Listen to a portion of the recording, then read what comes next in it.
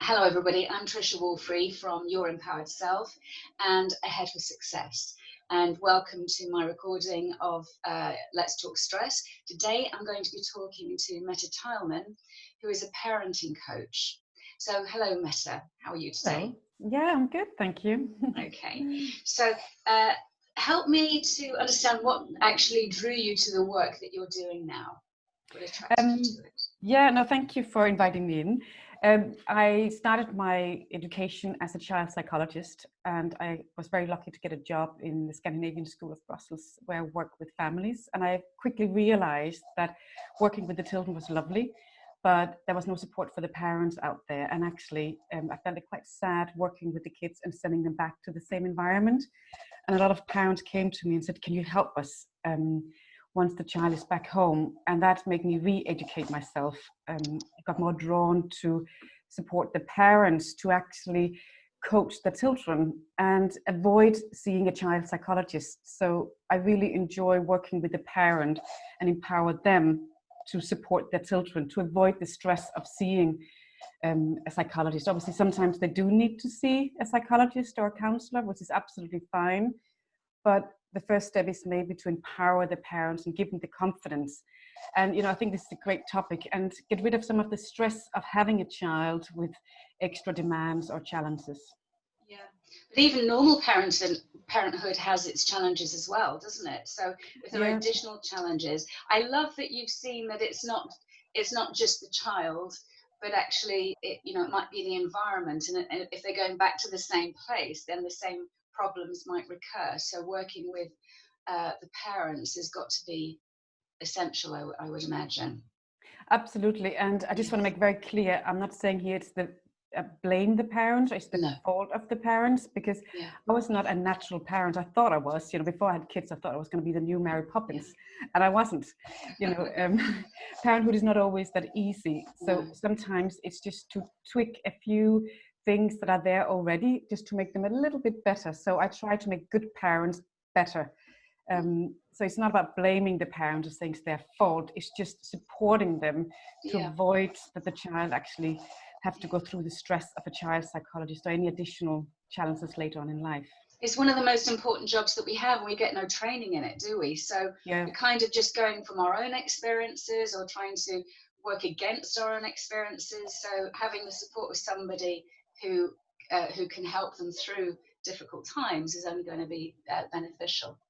Yeah, yeah, go So ahead. No, go I was just on. thinking stress, you're obviously talking about stress today, and it is one of the things that if we can support parents, not overcoming, because, we can't just get rid of stress, but if we can manage our stress, Absolutely. then it's less likely to have an effect on their children. Mm. And that's why I think this is just such a great idea to put some focus on what stress does, not only to us, but to people around us. Mm. Because children are very intuitive, aren't they? They pick Yeah. up stress, even though the parents are trying very hard to hide it. There's an energy of stress that can be communicated, even if the words are not being said. Mm. So it is an important aspect. So Mette, tell me, what are the things in your life that stress you out? Um, I think it's parenthood, to be honest. I have three kids, 3 children, and I live overseas. I'm Danish, by the way, the accent. I live overseas. Two of them have special needs, which often is quite stressful, particularly if there is one of them have to have lots of operation and surgeries. How do I give support to him, the two other children, to myself, and to my partner? I would say that is the highest stressor in my life, is how to care for my children equally. So each family member get what they need from me and their attention, and I'm open to listening. Yeah. So your career is all from experiences as well as your training. Then you've actually lived the difficulties of this. You Yeah, might no, bring a dimension to that. I definitely understand that parenthood is packed with joys and fantastic moments, but we will never go through, well, life in general, battle-free or stress-free. So that's why I'm so passionate about supporting other parents and how to manage it, not to get rid of it, because I don't like this thing of getting rid of stress. No. because we will always experience stress in our life. But if we have a little toolbox, like with these podcasts you're doing, then we're more likely to bounce back afterwards and restore the balance and the connection with ourselves and people around us. So yes, absolutely. There's a lot of personal skills that I put into my coaching sessions. Lovely. And I know that you're going to be sharing some tips shortly for our viewers, but what do you do outside of what you're going to be telling us shortly that help you to manage all of this? Yeah, I'm somebody who's always on the go. I'm quite dynamic, and I like to do things. I'm a doer. And if there's a problem out there, I just want to fix it. And sometimes fixing a problem is not always the right solution. Sometimes just doing nothing might actually be the right thing to do for me. So when I feel stressed, the first thing is I know where it sits in me. So I check in with that one, and then I actually just stop and pause. That's my main trick, is just to stop and pause and just tell myself, Mette, you don't have to do anything right now. Because if I do something from a place of stress, I become reactive instead of responsive, and I start doing things that might not necessarily, it comes from a place of love, big heart, but might not be what my children or my family or I need. But pausing gives me time to think what it is that I need and my family need during this stressful time. And sometimes it could be, I'm very much into nature. It could be, you know what, I do have time to go for a walk in the woods. I do have time to call somebody that is really close to me and understand me, instead of jumping in and start fixing my kids' issues or the challenges we as a family are going through. So that's the main thing for me, is stop, pause, and then just check in with myself. What is the right thing to do right now? Yeah, I think that technique is so simple but so powerful, and people can use it in all areas of life, including some of our politicians maybe. It just is really powerful, and I like you like to differentiate between the reactiveness and the responsiveness. There's a world of difference between the two. So what are the tips that you'd like to share with people about how to work with parenting stress? Before I go into that, I just also want to say that when I work with parents, I think it's also important that parents understand not only what to do with stress and how to manage it and why it's there, because I will go through that with the 3 tips now. It's also what it does to our children when we feel stressed. And I just want to say to parents out there who are listening to this, that when we parent from a place of stress without awareness, then we become less sensitive to our children. We are not open to listen to them, and we are not tuned in to what they actually need or what's going on in our family. So it's actually quite a dangerous place to parent from. So it's quite important to do something about it. And that's what obviously these tips I want to share right now is. And also, you said earlier, Tricia, is that they kind of tap into everything we do. We are our kids' biggest role model. Yeah. And from a very early age, they copy everything we do and say, and they even tap in and copy our emotions and feelings. So stress is good sometimes. It gives us adrenaline, it gives us energy, but if it's there for too long, there's a good chance that our kids actually will start copying them and seeing, when we are stressed, then we become reactive, we become impulsive instead of responsive and measured. So if you use these tips I'm going to share with you now, then actually you will also be a role model of what we do with stress when we meet them in life, because we can't avoid it. So I just want to give that to parents out there. Yeah, that's lovely. Thank you very much. Thank you. Okay, I could go on about emotions. It's one of my big things. But yes. Let's focus on this. So the tips. Like me managing myself now. Okay, so what are the tips that you'd like to share? Yeah, so I have 4 tips, and it kind of goes together. And the first one is awareness. Awareness is the first step to change. So if you feel that stress is present in your life a lot of the time, then find out what are the signs that's telling you that you are not in a good place, that you're about to get stressed. We often just keep going, life just keep going, then we forget to actually check in with ourselves, go inside and find what is it that's telling me that I'm not in a good place. So for me, it's definitely my chest. I get this very stressed breath where I just breathe from up here and I start feeling very tight. Some of my parents feel it in their neck. They start sitting like this. It might be a headache, tension up here. It could be clenched fists. It could be clenched jaw. But it can also be behavioral change. It's overeating, undereating, procrastinating. It could also be that our behaviors start changing. We yell more. We become more aggressive. All these signs are telling us that something is not right. So what I would like, if that's all you take away from this talk today, is what are the signs that's telling you that you are stressed or about to get stressed? And then just check in with those. And every time you feel them, then just stop and think, what are you going to do about it? The next thing to think about is, what are the triggers? What are triggering these signs? Where is it that stress is present in our life? Is it at bedtime? Is it at work? Is it when you come home from work to home? So that transaction from work to home. Is it with my partner? Is it homework? Obviously, we have gone through the whole homeschooling situation. Is that where the stress lies? Is it special needs? Just become aware of, where do I mainly feel these signs? So you know what to do with them. So what are the signs? What triggers these signs? Then afterwards, what can you change? What can you control and do differently in the environment? So we cannot control other people. We can only control ourselves and certain aspects in our life. So a lot of time when I work with parents and they say, oh, you know what, I'm really, really stressed about bedtime. Well, can we change the routine of the bedtime? You know, instead of, if something's not working, then change it. And that's the environmental change. So can we change the bedtime routine, the homework routine? Can we talk to children about sibling fighting? Is that where the stress lies? Is it with the partner? Can we have some kind of a proper conversation with our partner where we talk about that this is not working for me?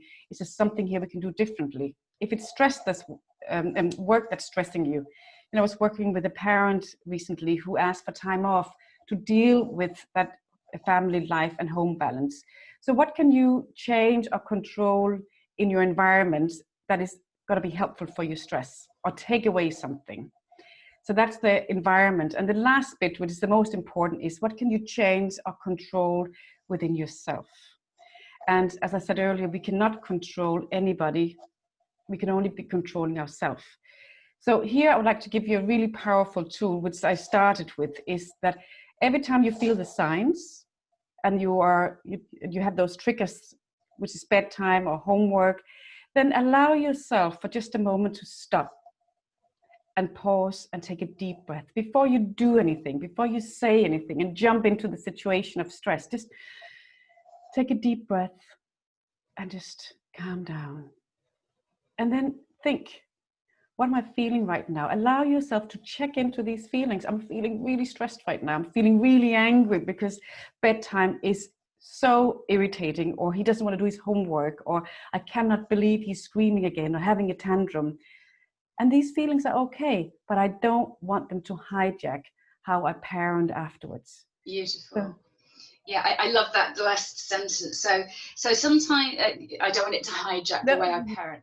I think when you can just acknowledge your feelings and just be gentle in the acknowledgement of feelings, that can help them to dissipate, because they're really there to say something's out of balance here, something needs attention.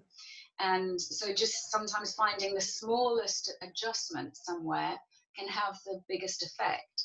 But often people who are stressed think they have to kind of change everything so that everything is better. But sometimes just little tweaks here and there can make the biggest difference, like the pause. Yeah, no, and I think the pausing actually stopped us from doing old habits that we weren't so proud of. I'm sure we've all been there where we said and did things that we later on think, wow, that was not my finest hour. You know, not me. No, I've never done that. No, obviously. I have, just in case anyone believes you. Yeah, I definitely have. And the pausing just give us time to think. I don't want to go back to be that parent, and if I do what I'm about to do right now, I will regret later on. And we all know that guilt is something that parents can live off. You know, it's to stop us from doing what we don't want to do next. And I have so many parents who say it's so little but so simple. Just pause, breathe, and ground ourselves to there and think, why right now? And as you said, allow yourself to think, this is how I'm feeling. We can't get rid of it. We can't just get rid of a feeling by saying, I don't want to feel this way, but I don't want it to hijack the outcome. Yeah. That is a very powerful tool. Then afterwards, you then can decide what is the action. So the first one is stop, pause, and breathe. The second one is think, check in with yourself. What am I feeling right now? It's okay. Don't beat yourself up, but I don't want to hijack the outcome. And the third one is what's the action? What am I going to do next or not do next? What am I going to say or not say next? And a lot of parents said, right now, I actually need a timeout. You know, I don't want to parent from a place of stress, and say it to your children. Verbalize it with an I message. I feel I'm about to get really stressed right now, really upset right now, and I don't want to be that parent to you. It's not fair for you. So I'm just going to take a breather out here. The most important thing is to then re-engage later on and deal with the stress in the family. The action could also be that think about what is it that I need right now when you're stressed.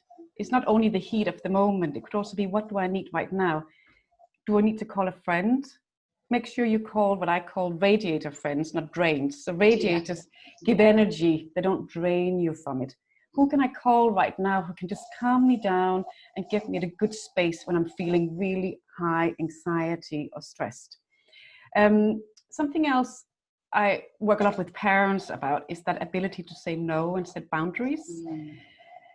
It's not just to our children, it's to people around us. I was working with a mom the other day who really found it difficult to say no to people who are asking for help or demands from the outside world. And that can be a huge stressor if we have a lot going on already. So if that's something you feel that you need to work on, the ability to say no and set boundaries, that might help you in the moment to be able to find the way to do it that sits right with you and with the receiver. Yes, you can definitely say no with good grace, can't you? It doesn't have to be a rejection of the person. And I think a lot of people do feel it's rude or unkind or selfish, but actually it's managing your priorities and also looking after yourself. Yeah. And that's as important as looking after the children. No, absolutely. And I always say, you can say no and they can get upset. That's okay. It just means they care about it. So actually, when I work with parents about saying no and set boundaries, it's more about how they're dealing with the reaction from the other person they have just set boundaries to. Because that's what we're afraid of. We're afraid of the reaction. So we just say yes to avoid that reaction. But that might be adding stress to our already stressful life. Absolutely. So that's something I think is really important for parents to think about. Do I need to learn how to say no and set boundaries in a respectful way for everybody? The other thing is to keep a stress diary. When is it that I'm actually feeling these signs? Because you might not know the triggers, you just know the signs. So when am I actually having high anxiety level? And that's where we need to see changes. That's where we might need to set new bedtime routines, homework routine, dinner routine. Maybe we need to have a family meeting with the whole family where we sit down and talk about, you know, there's something going on in this family that is not working. How can we work as a team? How can we cooperate? Instead of us going in to say, right, that's the rule, that's the routine, this is the changes. Just sit with the family and say, you know what, an I message, I feel really stressed a lot of the time, and I feel that I say things to you guys or yell at you, and I'm not really proud of it, and I need your help to change that. How can we work on this as a family? And you will find this is such a nice way to do this. And that's one of the first thing I do with parents is I help them to connect with each of the family members and the family members as a whole. And it's helping the children as well to learn how to deal with difficult emotions and conflict, that you can do all of those things in a way that's respectful of everyone. It's a beautiful life skill to be learning early on.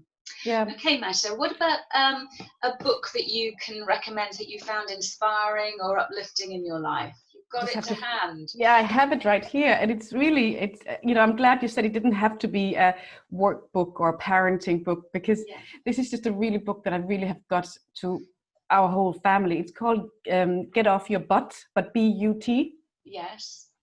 And it's written by a guy called Sean Stephenson. Right. And he's an inspirational talker, but a lot of his talk is based on his own personal life. And he has the same disability as my son has, which is brittle bones, where there's a lot of things you cannot do, and you're told by the doctors that you cannot. And he just turned everything upside down and said, how can you put a positive twist to every negative in your life? And that book, Get Off Your Butt, have just helped so many people. And, you know, also my son, when he read it, it was just think, actually, there's a lot I can't do. Let's not focus on that. Let's focus on what I can do.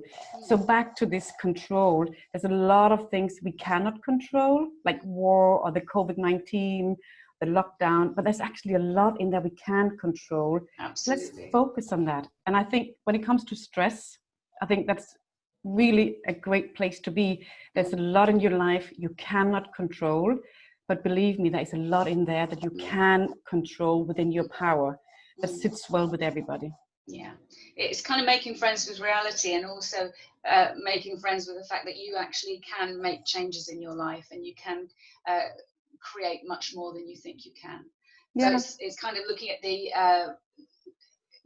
battling the no buts that people have, is it? Yeah. I can't do that. But I can do this instead. Right. So I might not be able to play basketball because I'm in a wheelchair, but I can actually play table tennis. I've got you. So that's yeah, my I haven't heard of that one, so I shall put it down on my reading list of clients. Yeah. See if they might find it helpful. Okay, thank you ever so much. I know that you're busy with other clients, so carry on doing the good work, and hopefully this will help inspire other people towards excellence and an easier way to parent their children. No, and thank you for letting me be part of it and for making awareness of it. My pleasure. Take care. Bye-bye. Thank you.